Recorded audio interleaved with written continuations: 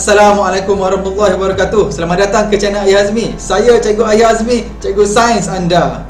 Video kali ini, Cikgu akan menerangkan satu lagi tajuk berkaitan dengan topik sains, iaitu Unit 6, bunyi. Sebelum tu, objektif pembelajaran kita kali ini adalah kita pastikan akhir video pembelajaran ini, Cikgu harap kamu dapat menyatakan bunyi dihasilkan oleh getaran.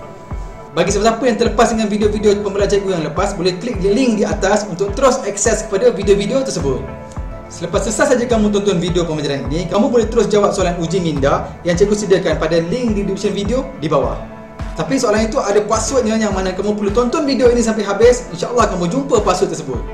Jadi jangan buang masa, jom dengar penerangan cikgu berkenaan dengan tajuk bunyi.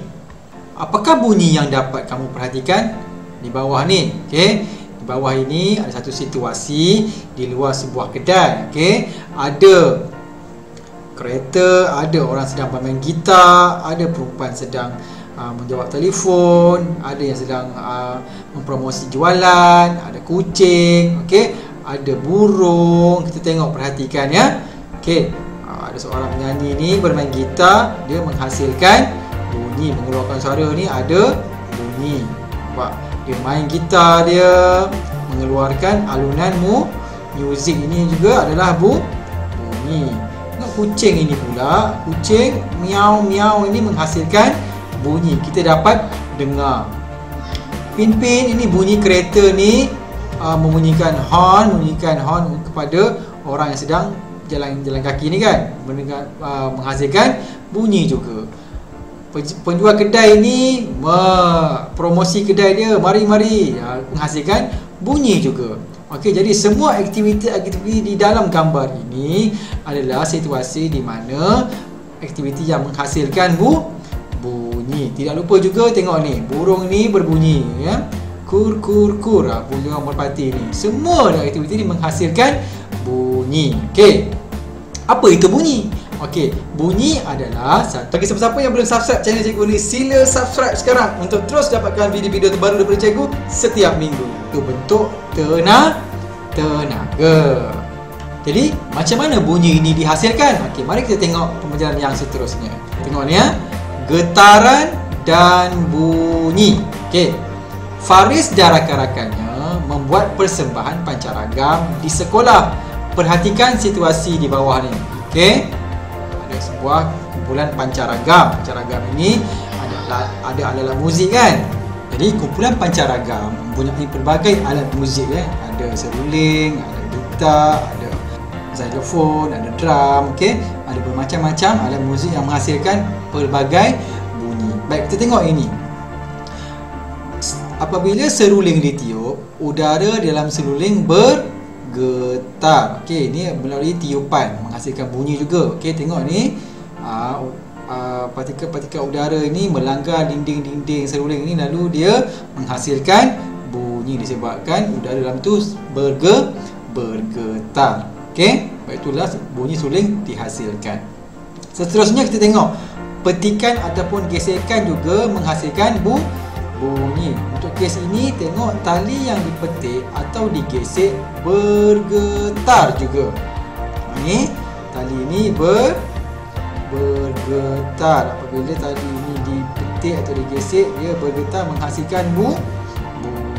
Petikan ataupun gesekan.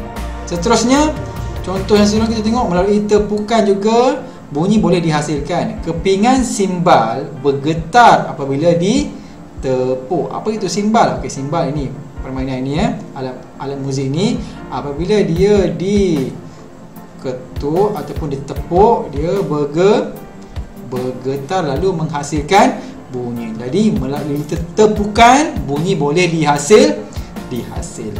Okey, itu simbal. Seterusnya melalui ketukan. Okey, apabila xylophone diketuk, bar xylophone bergetar. Okey, melalui ketukan. Tengok ni ya, xylophone ni. Okey, xylophone ni apabila dia diketuk, okey, dia bergetar. Bergetar ni dia lalu dia menghasilkan bunyi. Okey, itu melalui ketukan. Jadi situasi di dalam sebuah pancaragam ini menghasilkan pelbagai bunyi. Kita ada tiupan, melalui tiupan kita ada melalui ketukan, kita ada melalui tepukan dan juga petikan ataupun gesekan. Semua aktiviti-aktiviti ini menghasilkan bunyi. Okey. Jadi tengok soalan ini. Berdasarkan situasi di atas, bagaimanakah bunyi dihasilkan? Ini mudah saja. Bunyi dihasilkan melalui getaran, melalui aktiviti tiupan, ketukan, petikan atau gesekan dan juga tepukan ini. Okey, boleh ya? Jadi cikgu harap kamu dapat faham tajuk ini, yang mana objektif kita kali ini menyatakan bunyi dihasilkan oleh getaran. Apa ni? Getaran dan bunyi dihasilkan oleh getaran, yang mana getaran ini boleh berlaku melalui tiupan, ketukan, petikan atau gesekan dan juga tepukan. Okey? Keterlaluan bagi soalan uji minda kali ini adalah 78, 78, 78. Cikgu ulang, 78, 78, 78. Selamat menjawab soalan. Jadi kita akan jumpa pada tajuk yang seterusnya, iaitu memerihalkan bunyi bergerak ke semua arah. Okey, jumpa pada tajuk yang seterusnya. Kiranya kamu dapati video ini memberi manfaat dan memahamkan kamu berkenaan dengan tajuk ini, sila tekan butang like, share dan komen video ini untuk terus bagi semangat kepada cikgu untuk menghasilkan video-video yang lebih baik setiap minggu. Alright. Bagi siapa-siapa yang belum subscribe channel cikgu ni, sila subscribe sekarang untuk terus dapatkan video-video terbaru daripada cikgu setiap minggu. Sehingga kita berjumpa lagi pada tajuk yang seterusnya. Saya Cikgu Ayah Azmi, Cikgu Sains anda. Bye-bye.